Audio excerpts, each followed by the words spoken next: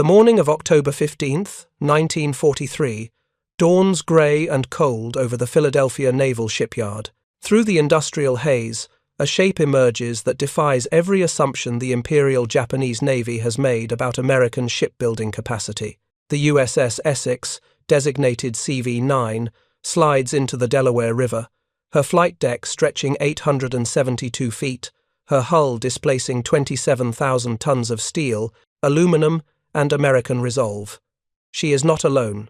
Behind her, in various stages of completion, sit her sisters Yorktown, Intrepid, Hornet, Franklin, each one a floating airfield, each one proof of something the Japanese have refused to believe. America is building carriers faster than Japan can sink them. If you're enjoying this deep dive into the story, hit the subscribe button and let us know in the comments from where in the world you are watching from today. 3,000 miles across the Pacific, in the cramped operations room of the Combined Fleet Headquarters at Truk Lagoon, Rear Admiral Jisaburo Ozawa reviews the latest intelligence estimates with growing unease. The reports speak of American construction programs that seem fantastical. His staff assures him these numbers must be inflated, propaganda designed to weaken Japanese morale.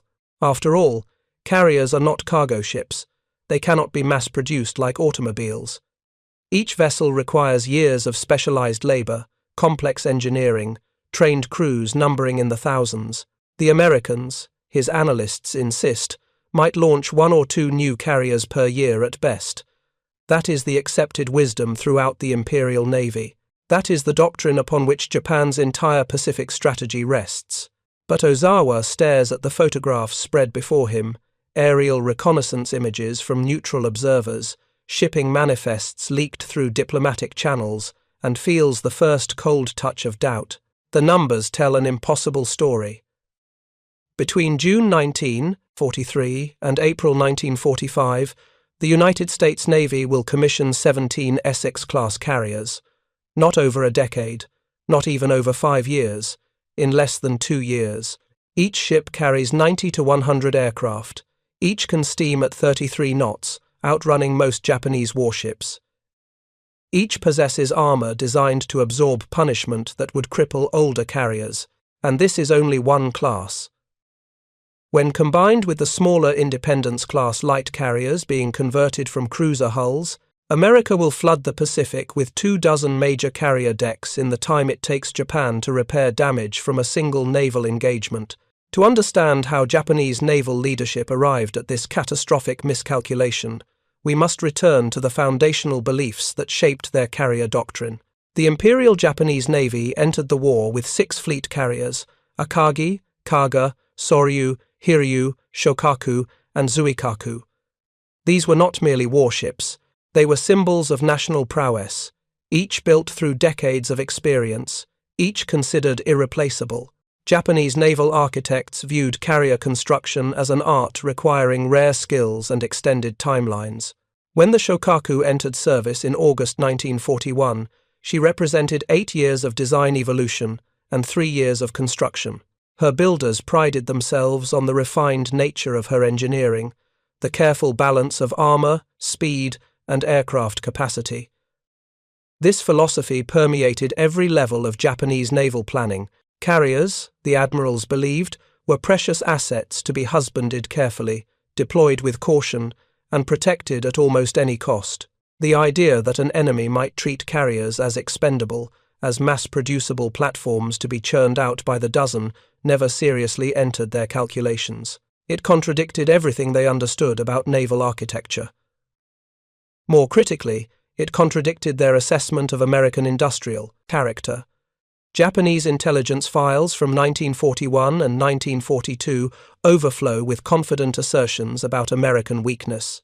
The United States, these reports claimed, was a nation grown soft through prosperity, populated by individualistic citizens who lacked the collective discipline necessary for total war. American shipyards, while large, were described as inefficient, hampered by labor disputes and bureaucratic mismanagement. The Pearl Harbor attack force returned with observations that seemed to confirm these prejudices. Yes, the Americans possessed industrial scale, but their Pacific fleet had been caught flat-footed, unprepared, vulnerable. Their carriers, notably absent from Pearl Harbor, represented a known quantity 3 to 4 operational decks at most, according to Japanese naval intelligence. Sink those, the reasoning went, and America would require years to rebuild its carrier strength. By that time, Japan would have consolidated its conquests, fortified its defensive perimeter, and forced a negotiated peace. The strategy was elegant. The strategy was rational. The strategy was built on a foundation of sand. The first cracks appeared at the Battle of Midway in June 1942. The loss of 4 fleet carriers in a single day, Akagi, Kaga, Soryu, and Hiryu, was devastating, but Japanese planners convinced themselves the Americans had suffered proportionally. Intelligence reports, distorted by wishful thinking and pilot overclaims, suggested that 2 or 3 American carriers had been sunk. If both sides were bleeding carriers at similar rates, Japan's superior construction capability would eventually prevail. Except Japan's construction capability was not superior, it was catastrophically inferior. At the Kure Naval Arsenal, work proceeded on the carrier Taiho, Japan's newest and most advanced design. Her construction had begun in July 1941. She would not be completed until March 1944, 33 months for a single carrier, utilizing resources desperately needed elsewhere. Meanwhile, at Nagasaki, the carrier Unryu was laid down in August 1942. She would not enter service until August 1944, 24 months from keel to commissioning, and this was considered remarkably fast by Japanese standards. When the Unryu finally did join the fleet, she carried just 65 aircraft and possessed armor inferior to the carriers she was meant to replace. The contrast with American production was staggering. Though Japanese admirals would not grasp its full scale until far too late, the USS Essex herself, the lead ship of her class, was laid down on April 28, 1941. She was commissioned on December 31, 1942, 20 months from keel to combat readiness. Her sister ship, the Yorktown, named for the carrier lost at Midway, was laid down in December 1941 and commissioned in April 1943, 16 months. The Intrepid, laid down in December 1941, commissioned in August 1943, 20 months. The pattern repeated with mechanical precision. Bunker Hill, 16 months. Wasp, 14 months. Hornet, 17 months.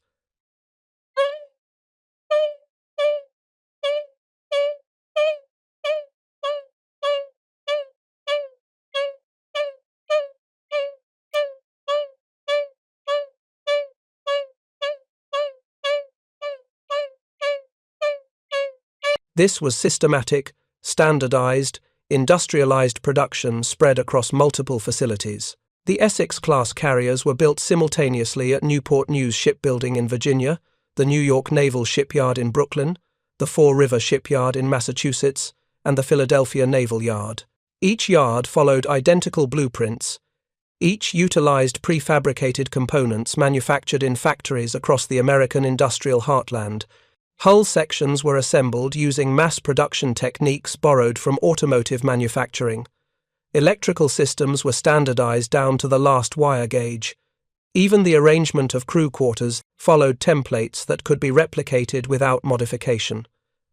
Japanese naval intelligence received reports of this construction surge, but the analysts refused to believe them. In September 1943, a Dutch observer in Panama reported counting 14 large carriers under construction or recently commissioned in American Atlantic yards. The report was dismissed as American disinformation. No navy, Japanese experts insisted, could possibly manage such an undertaking. The steel alone would require unprecedented diversion of resources. The skilled labor would be impossible to train in such numbers. The logistical coordination necessary to outfit so many vessels simultaneously defied comprehension. Every assumption was wrong. American shipyards in 1943 employed over 1.5 million workers, including hundreds of thousands of women who had entered the industrial workforce to replace men serving overseas. Rosie the Riveter was not propaganda. She was a statistical reality, and she was building carriers. The steel came from mills running 24 hours a day across Pennsylvania, Ohio, and Indiana. The aluminum for aircraft came from plants powered by massive hydroelectric dams constructed during the Depression. The engines, the turbines, the propellers, all of it flowed from a manufacturing base that dwarfed Japan's entire industrial output. By mid-1943, the United States was producing more warships by tonnage in a single month than Japan could manage in a year. The Essex-class design itself reflected a philosophy alien to Japanese thinking. Where Japanese carriers prioritized elegance and refinement, the Essex-class prioritized effectiveness and survivability. The ships were not beautiful. Their superstructures were boxy and functional. Their flight decks, though armored at critical points, sacrificed some protection for the ability to carry more aircraft. But what they lacked in aesthetic grace, they made up for in brutal practicality. Each Essex-class carrier was designed with redundancy at every level. Multiple engine rooms meant a single hit would not cripple the ship. Sophisticated damage control systems could isolate fires and flooding. Ammunition magazines were positioned to minimize catastrophic explosions. The ships could absorb torpedo hits that would sink a Japanese carrier and remain operational. More critically, they were designed to evolve. As the war progressed, Essex-class carriers received continuous upgrades, improved radar systems, enhanced anti-aircraft batteries, stronger arresting gear for heavier aircraft. The ships could adapt to changing tactical requirements without returning to dry dock for months of reconstruction. This flexibility was purchased through standardization. Because every Essex-class carrier followed the same basic template, improvements developed for one ship could be rapidly installed across the entire class. By 1944, an Essex-class carrier possessed more than twice the anti-aircraft firepower of the original design without sacrificing aircraft capacity or operational capability. Japanese carriers, by contrast, were prisoners of their bespoke construction. Each ship was unique, with different armor schemes, different propulsion systems, different aircraft handling arrangements. When damage required repairs, spare parts had to be custom manufactured. When tactical doctrine demanded modifications, engineers had to design solutions for each vessel individually. The Zuikaku, one of Japan's finest carriers, spent months in dry dock in 1943, receiving upgrades that an Essex-class ship could have received in weeks, time Japan did not have, resources Japan could not spare. By early 1944, the disparity had grown so vast that Japanese naval officers began to suspect their own intelligence reports. The USS Essex herself had already participated in raids on Marcus Island, Wake Island, and the Gilbert Islands. The Yorktown was operating off the coast of Truk. The Intrepid was conducting strikes in the Marshall Islands. Reconnaissance aircraft photographed these ships, noted their hull numbers, tracked their movements, but when pilots reported encountering additional American carriers bearing similar silhouettes, command staffs assumed they were seeing the same ships redeployed. The possibility that America had built 9, then 12, then 15 identical fleet carriers in less than 2 years simply did not register as plausible. Admiral Ozawa, now commanding the first mobile fleet, pressed his intelligence officers for clarity. How many American carriers are we facing? The answer that came back in February 1944 was 12 to 14 fleet carriers, operational, with more likely in final construction. Ozawa did the mathematics. Japan had entered the war with 6 fleet carriers and had lost 4 at Midway. Current strength, 6 operational fleet carriers, counting the newly commissioned Taiho and including light carriers pressed into service. The Americans possessed twice as many decks, and if the construction estimates were even half accurate, the gap would only widen. The psychological impact of this realization cannot be overstated. For 2 years, Japanese naval strategy had been predicated on the assumption of qualitative superiority, offsetting quantitative disadvantage. Japanese pilots were better trained. Japanese torpedoes were more effective. Japanese carriers, while fewer, were individually more capable. One Shokaku-class carrier, Japanese doctrine insisted, was worth 2 American fleet carriers. But what if the Americans didn't field 2 carriers? What if they fielded 6, 8, a dozen? The Battle of the Philippine Sea in June 1944 would shatter the last remnants of Japanese illusion. Ozawa's first mobile fleet sortied with 9 carriers, including the powerful Taiho and Zuikaku. Opposing them, Vice Admiral Mark Mitcher commanded Task Force 58-15 carriers. 7 of them were Essex-class ships: Essex, Yorktown, Intrepid, Hornet, Wasp, Bunker Hill, and Monterey. The Americans launched over 400 aircraft in coordinated strikes. The Japanese response, hampered by inexperienced pilots and inferior aircraft, was shredded. In what American aviators would call the Great Marianas Turkey Shoot, Japanese air groups suffered catastrophic losses. More than 300 aircraft were destroyed in a single day. But the true horror for the Japanese was not the aerial massacre. It was what happened afterward.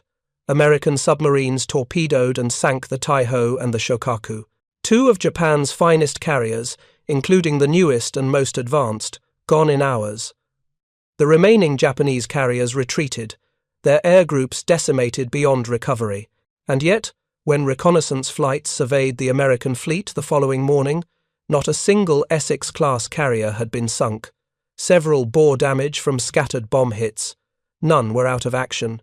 Within weeks, all would return to combat operations. Japan had lost 2 irreplaceable carriers and their air groups. America had lost aircraft planes that would be replaced from production lines running continuously, flown by pilots trained in numbers that dwarfed Japan's entire remaining pilot pool. The survivors of the Philippine Sea battle returned with reports that read like fever dreams. The sky had been filled with American aircraft. The ocean had been covered with American carriers. No matter where Japanese pilots turned, there were more enemy ships, more enemy planes, more enemy firepower. The sense of being overwhelmed, of facing an opponent that multiplied faster than it could be destroyed, pervaded every after-action report. One pilot wrote in his diary, "The Americans fight as if they have 10 navies. We are fighting with one." The assessment was not far from truth. By the summer of 1944, the United States Navy possessed more operational carriers than Japan had built in its entire history. If you find this story engaging, please take a moment to subscribe and enable notifications. It helps us continue producing in-depth content like this. And still, the Essex-class carriers kept coming. The Lexington, Shangri-La, Lake Champlain, Bonhomme Richard, Ticonderoga, each name a defiant declaration that American losses would be avenged, each hull a demonstration that industrial might could reshape the strategic balance faster than any admiral's doctrine could adapt. By August 1944, 17 Essex-class carriers were operational. Their combined aircraft capacity exceeded 1,700 planes, more than the entire Japanese Naval Air Force. Their crews, rotated regularly to maintain effectiveness, numbered over 150,000 sailors and aviators. The ships operated in task groups so large that a single formation might include 4 Essex-class carriers supported by cruisers, destroyers, and battleships. A fleet within a fleet, more powerful than Japan's entire remaining carrier force. Japanese admirals, confronted with this reality, found themselves trapped in a strategic nightmare of their own making. Their pre-war assessments had been catastrophically wrong. Their intelligence had been compromised by wishful thinking and cultural prejudice. Their construction capacity, once considered adequate, now appeared laughably insufficient. And most devastating of all, there was no solution. Japan could not build its way out of the deficit, even if every shipyard worked at maximum capacity, even if steel and oil were miraculously abundant.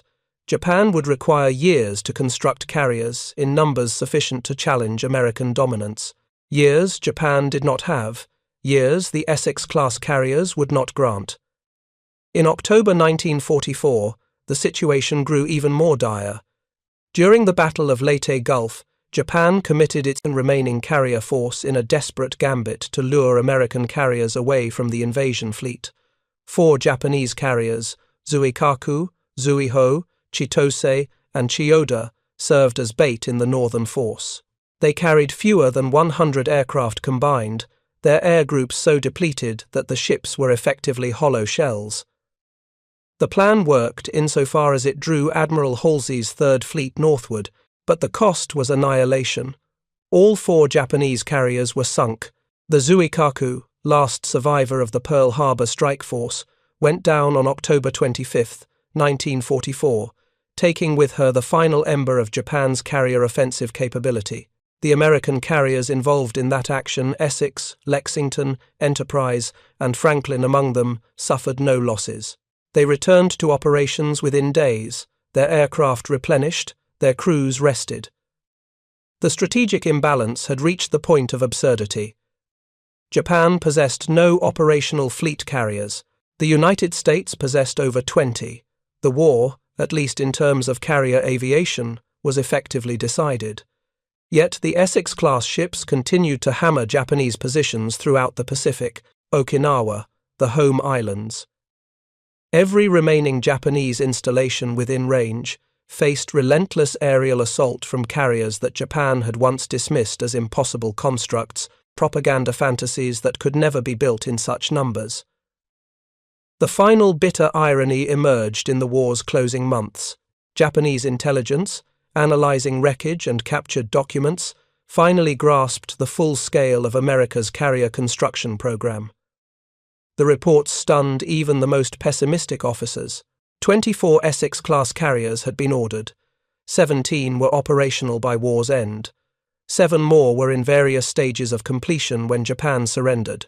Had the war continued into 1946, the American carrier fleet would have exceeded 30 major decks. Japan, by contrast, had managed to construct exactly 3 fleet carriers during the war years: Taiho, Unryu, and Amagi. 2 had been sunk. 1 sat helpless in port, unusable for lack of fuel and aircraft. The mathematical reality was crushing. America had built carriers at a rate of approximately 1 per month. Japan had averaged 1 per year. The ratio was 12 to 1, 12 to 1. No amount of Bushido spirit, no degree of pilot skill, no tactical brilliance could overcome that disparity. The admirals who had laughed at early reports of American construction capacity now sat in silent conference rooms, confronting the evidence of their failure. They had underestimated not merely American shipbuilding, but the entire philosophical foundation of American warfare. Where Japan had crafted weapons as art, America had manufactured weapons as industry. Where Japan had built carriers as irreplaceable treasures, America had stamped them out like automobiles. The lessons resonated far beyond the immediate tactical situation. The Essex-class carriers represented a new paradigm in military production, one that would define Cold War defense planning for generations. Standardization, mass production, interchangeability. These were not merely industrial techniques but strategic weapons in themselves. The ability to replace losses faster than the enemy could inflict them, to expand capability faster than the enemy could adapt, to sustain operations through sheer volume of resources. This was the American way of war, and it had been tested against Japan's most carefully crafted doctrines.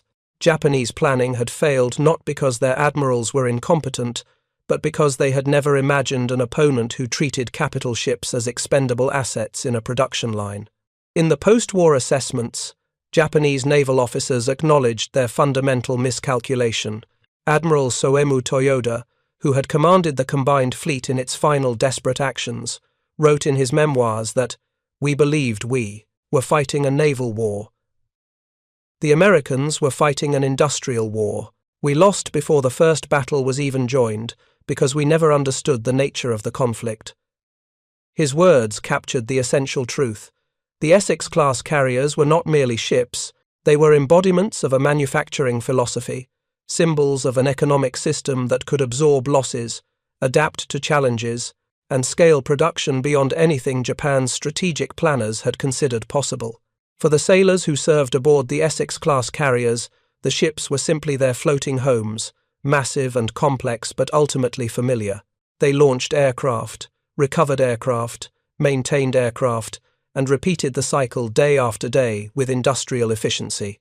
They probably never fully grasped that they were participants in a revolution in naval warfare, that the decks beneath their feet represented the death knell of traditional carrier doctrine.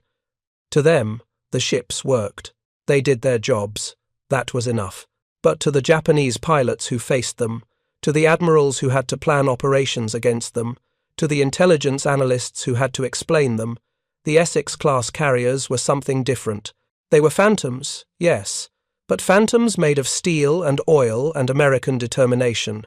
They were proof that the ocean itself had shifted, that the Pacific was no longer Japan's to control, that every assumption underpinning Japanese strategy had crumbled under the weight of industrial reality. The admirals had laughed at the idea of American carriers flooding the Pacific. By the war's end, they were drowning in them. The mechanics of American industrial dominance were not abstract. They were visible in the smallest details, the mundane logistics that Japanese planners had never adequately considered. On any given day in 1944, an Essex-class carrier consumed fuel oil at rates that would have staggered pre-war naval architects. The USS Essex herself burned approximately 13,000 gallons of fuel per hour at cruising speed. At flank speed, that figure doubled. Her air group required aviation gasoline, her kitchens required provisions for 3,000 crew members, her magazines required constant replenishment of ammunition bombs, rockets, machine gun rounds, torpedoes. The sheer volume of material necessary to keep a single carrier operational for a month exceeded what many smaller navies consumed in a year. If you're enjoying this deep dive into the story, hit the subscribe button and let us know in the comments from where in the world you are watching from today. Yet the Americans kept 17 Essex-class carriers supplied simultaneously across thousands of miles of ocean without missing a single operational cycle. The secret was not magic, it was logistics. While Japanese admirals had focused on building carriers, American planners had built an entire infrastructure to sustain them. Fleet oilers, ammunition ships, repair vessels, hospital ships, supply transports. The unglamorous workhorses of naval warfare outnumbered combat vessels in American task forces by substantial margins. A typical carrier task group in 1944 included not only carriers and their escorts, but also mobile floating depots that could transfer fuel, food, and ammunition at sea. This capability, which the Japanese never mastered, meant American carriers rarely needed to return to port. They could remain on station for months, continuously launching sorties, continuously pressuring Japanese positions. The Essex herself demonstrated this endurance during the 1944 Philippines campaign. From October through December, she operated continuously in the combat zone, launching over 8,000 aircraft sorties, recovering damaged planes, replacing losses from reserve stocks carried aboard supply ships, and maintaining combat readiness without once returning to a major port facility. Her crew worked in shifts that blurred the line between night and day. Flight deck crews slept in 4-hour increments between launch cycles. Below decks, mechanics tore down engines, replaced components, and had aircraft back in service within hours. The pace was exhausting, relentless, and absolutely necessary. Because 300 miles away, another Essex-class carrier was doing the same thing, and 300 miles beyond that, another. Japanese pilots, encountering this system for the first time, struggled to comprehend what they were seeing. During raids on American positions, they expected to find carriers depleted, their decks crowded with damaged aircraft awaiting repair, their crews exhausted. Instead, they found fresh squadrons launching to intercept, anti-aircraft batteries manned by alert gunners, combat air patrols rotating with mechanical precision. One Japanese flight leader, shot down and captured near Samar in October 1944, was interrogated about his impressions of American operations.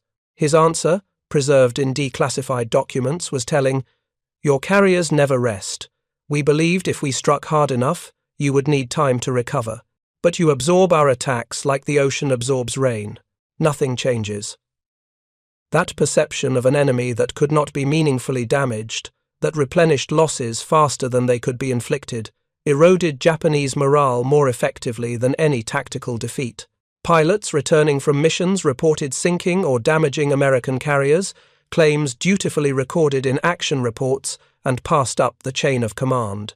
But then reconnaissance flights would photograph the same task forces days later, apparently undamaged, with the same number of carriers still present.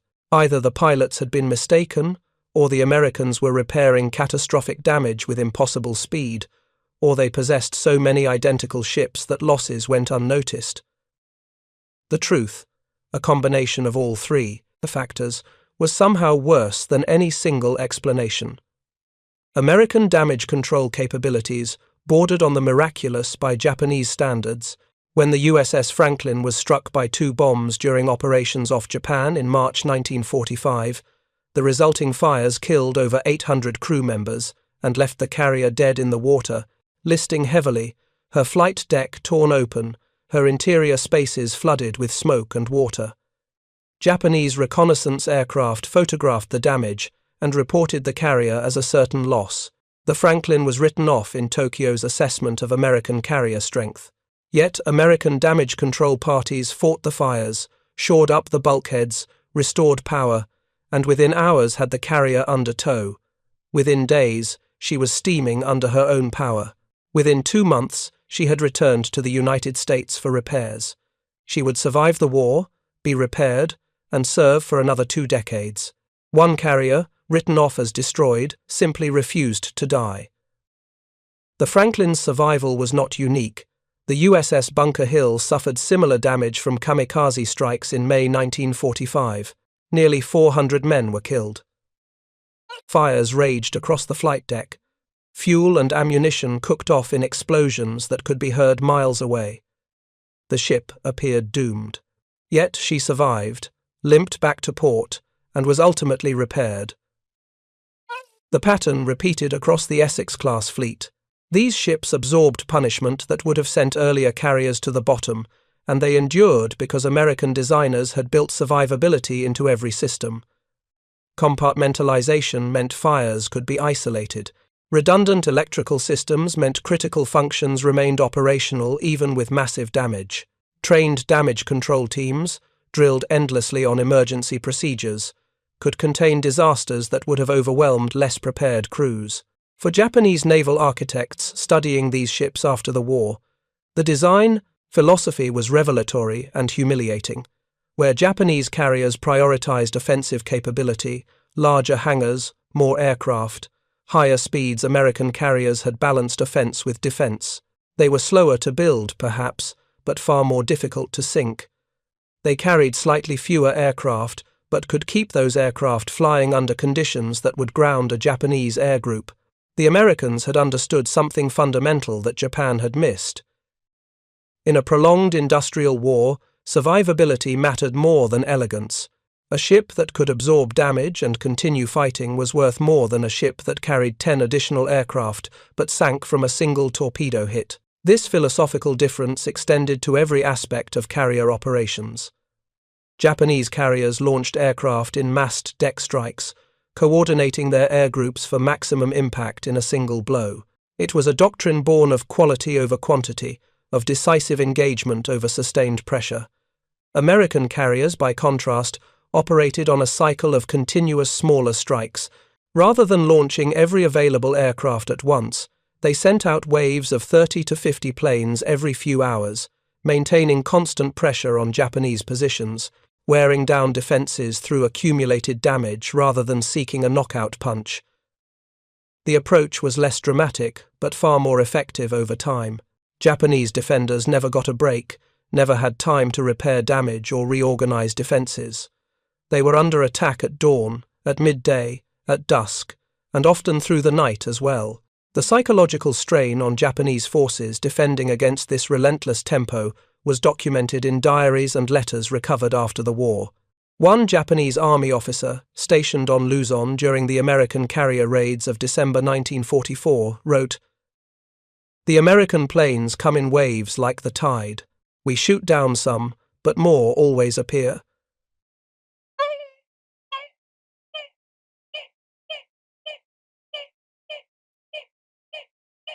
Pilots fly out to intercept and do not return. And still the carriers sit beyond the horizon, untouchable, sending aircraft as if they possess an infinite supply. How can we fight an enemy that never exhausts itself? The answer, stark and unforgiving, was that they could not. Japan had entered the war with a finite pool of resources, industrial capacity, trained personnel, raw materials, and had structured its strategy around the assumption that America suffered similar constraints. Every Japanese plan depended on America reaching a breaking point, a moment when losses became unsustainable and negotiation became preferable to continued conflict. The Essex-class carriers destroyed that assumption. They demonstrated that America's breaking point lay far beyond anything Japanese planners had imagined, that the industrial base supporting those carriers could sustain losses and maintain production indefinitely, or at least for longer than Japan could hold out. The kamikaze tactics that emerged in late 1944 were born from this realization. If conventional attacks could not sink the carriers, if the Americans could repair damage faster than Japan could inflict it, then perhaps suicide attacks guaranteeing that each aircraft reached its target might succeed where standard bombing had failed. The logic was desperate but not irrational. A kamikaze pilot flying directly into a carrier's flight deck could inflict damage that might require weeks of repair, even if it did not sink the ship. Multiply that across dozens or hundreds of attacks, and perhaps the American advance could be slowed, perhaps negotiating leverage could be created. It was a strategy of exhaustion, one last attempt to make the war too costly for America to continue. Initially, kamikaze attacks achieved some success. The USS Franklin's devastating damage came from bombs, but other carriers suffered from deliberate suicide crashes. The Bunker Hill's casualties resulted from 2 kamikazes, striking in quick succession. The Intrepid was hit multiple times and earned the grim nickname, the Evil Eye, for her repeated encounters with suicide aircraft. But even these successes only validated the American design philosophy. The carriers absorbed the attacks, buried their dead, and returned to action. For every Essex-class carrier forced to withdraw for repairs, 2 more remained on station. The ratio of American carriers to Japanese remained overwhelmingly in America's favor, and no amount of sacrifice could reverse that mathematics. Japanese pilots chosen for kamikaze missions understood this. Their letters and final testaments, collected and preserved by families, reveal men who had accepted their deaths not with enthusiasm, but with resignation. They did not believe their sacrifice would win the war. They hoped it might buy time, might honor their families, might preserve some measure of dignity in an unwinnable conflict. One pilot, writing to his parents the night before his final mission in April 1945, described his feelings with painful honesty. "I am told my death will strike fear into the Americans, that it will turn the tide of battle. I do not believe this. I have seen their carriers.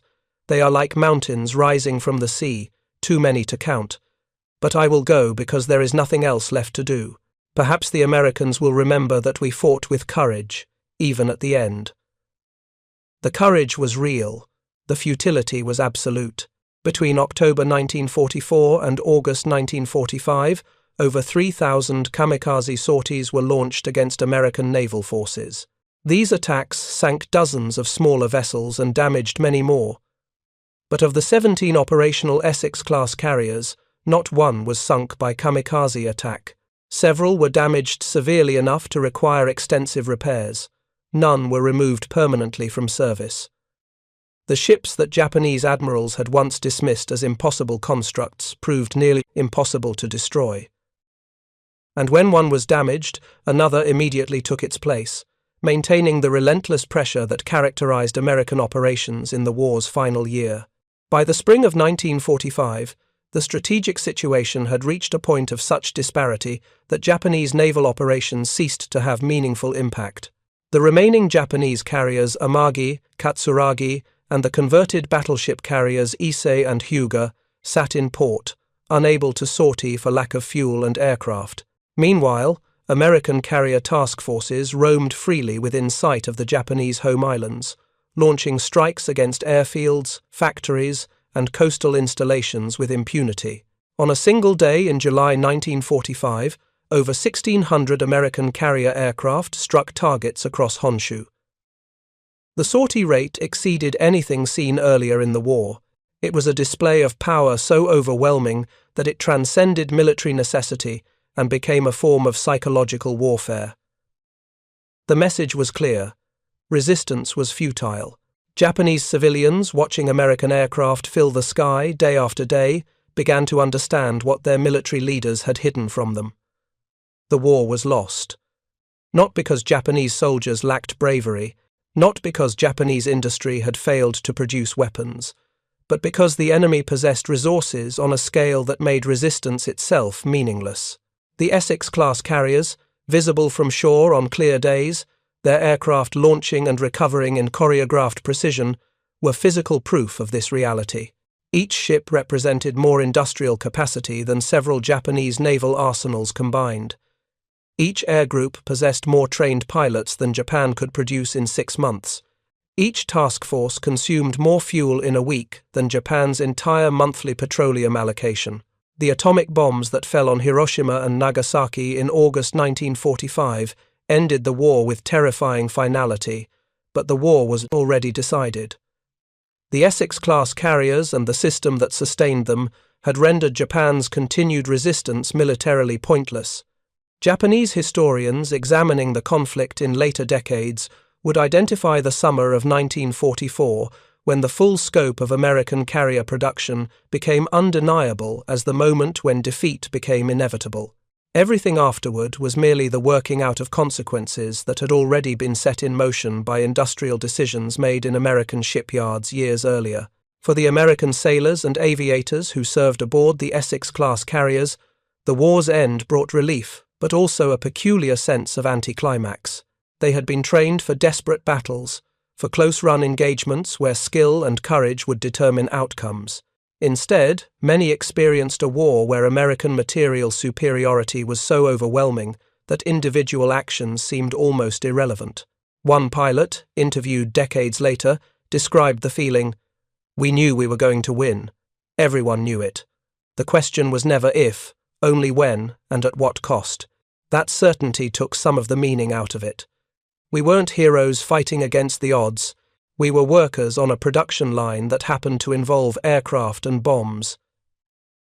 Yet that production line approach, so alien to romantic notions of warfare, was precisely what defeated Japan. The Essex-class carriers were not legendary ships piloted by larger-than-life commanders. They were standardized platforms operated by competent professionals following established procedures. Their success came not from brilliance, but from consistency, from the ability to maintain operations regardless of conditions, to replace losses without pause, to apply pressure continuously until the enemy collapsed under accumulated weight. It was warfare as industrial process, and it proved devastatingly effective. The legacy of the Essex-class carriers extended far beyond World War II. Ships remained in service for decades, updated with new aircraft, new electronics, new weapons systems. They served in Korea, Vietnam, and the Cold War, their long service lives testament to the robustness of their original design.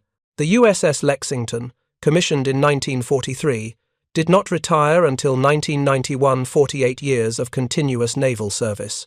She ended her career as a training carrier, teaching new generations of aviators the skills their predecessors had used to dominate the Pacific. When she was finally decommissioned and converted to a museum ship, her flight deck still bore the scars of decades of aircraft operations, each mark a small piece of the history that had begun with Japanese admirals laughing at intelligence reports they refused to believe. Those admirals, the ones who survived the war, carried their miscalculation to their graves. In post-war testimonies and memoirs, many acknowledged their failure to understand American industrial capacity. Admiral Ozawa, who had commanded the carrier force at Philippine Sea, was particularly candid. "We thought in terms of quality and elegance," he wrote. "The Americans thought in terms of quantity and efficiency. We built 6 perfect carriers. They built 24 good-enough carriers. In war, 24 good enough will always defeat 6 perfect. We learned this lesson at a cost measured in cities burned and ships sunk." The bitterness in such reflections was understandable. Japanese naval officers had spent careers mastering a form of warfare that became obsolete almost overnight.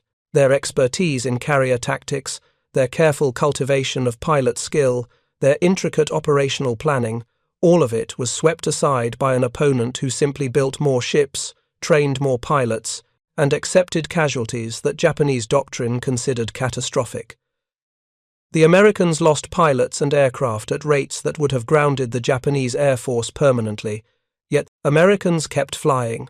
They lost ships that represented years of construction, yet more ships arrived to replace them. The psychological impact of facing such an enemy, one apparently immune to attrition, was something no amount of training had prepared Japanese commanders to handle. For the pilots who faced the Essex-class carriers in combat, the memory remained visceral decades later. In interviews conducted in the 1980s and 90s, elderly Japanese veterans described the hopelessness of attacking American task forces in the war's final year. You could see the carriers on the horizon, one former fighter pilot recalled. You could see them clearly, but you could not reach them. The American fighters would intercept us long before we got close.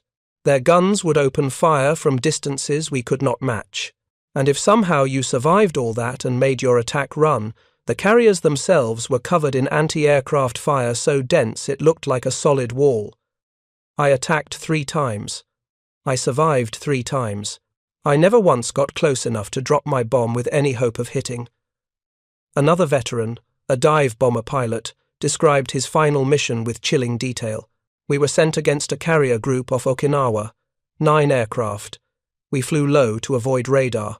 When we climbed to attack altitude, we saw 4 carriers, maybe 5, surrounded by so many escort ships I could not count them.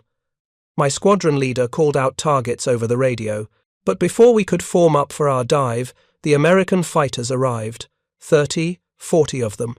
We had 9 aircraft. The combat lasted maybe 3 minutes. I was the only one who made it back.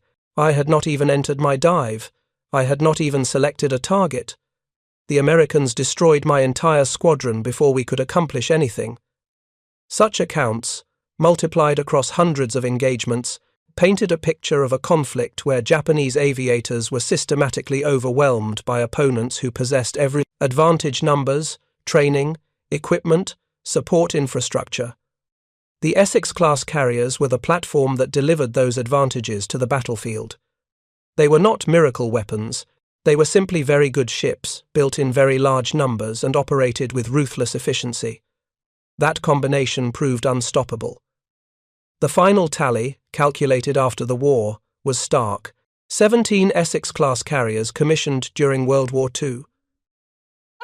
0 lost to enemy action. Several damaged, some severely, but all repairable. Total aircraft sorties launched, over 400,000. Total aircraft lost, approximately 5,000. Replacement aircraft delivered, over 7,000.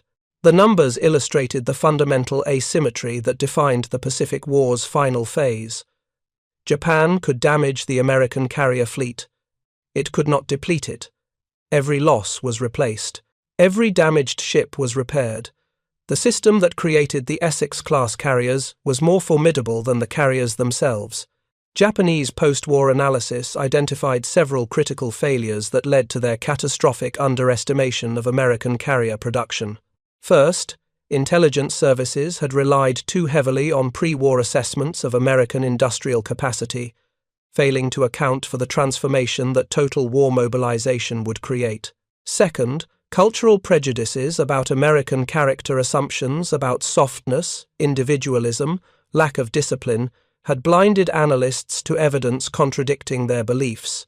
Third, and perhaps most critically, Japanese planning had conceptualized carriers as individual assets rather than as components in an industrial system. The idea that carriers could be mass-produced, that they could be treated as expendable platforms in a larger strategic framework, never seriously entered Japanese doctrinal thinking until far too late. By the time Japanese commanders grasped the scale of what they faced, the strategic window for meaningful versatility and the ability to maintain operations under almost any conditions. The men who designed the Essex-class carriers rarely received public recognition. They were engineers and naval architects, working in drafting rooms and testing basins, solving problems of hydrodynamics and structural integrity. Their names did not appear in history books beside admirals and generals.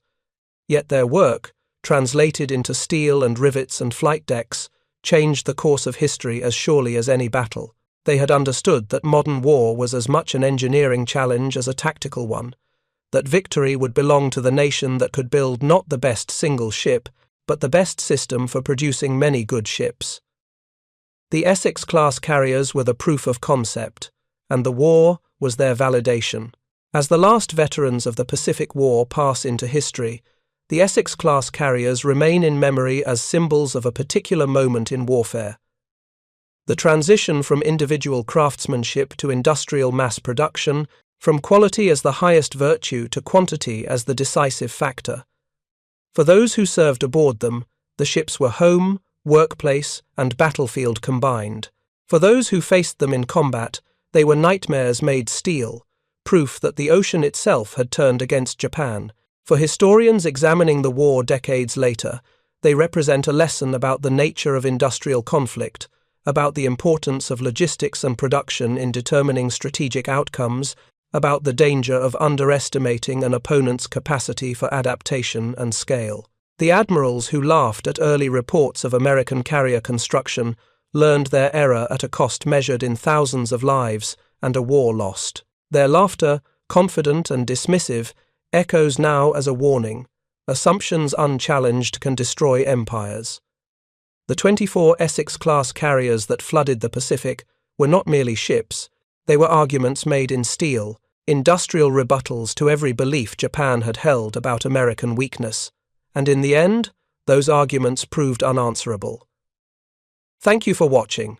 For more detailed historical breakdowns, check out the other videos on your screen now, and don't forget to subscribe.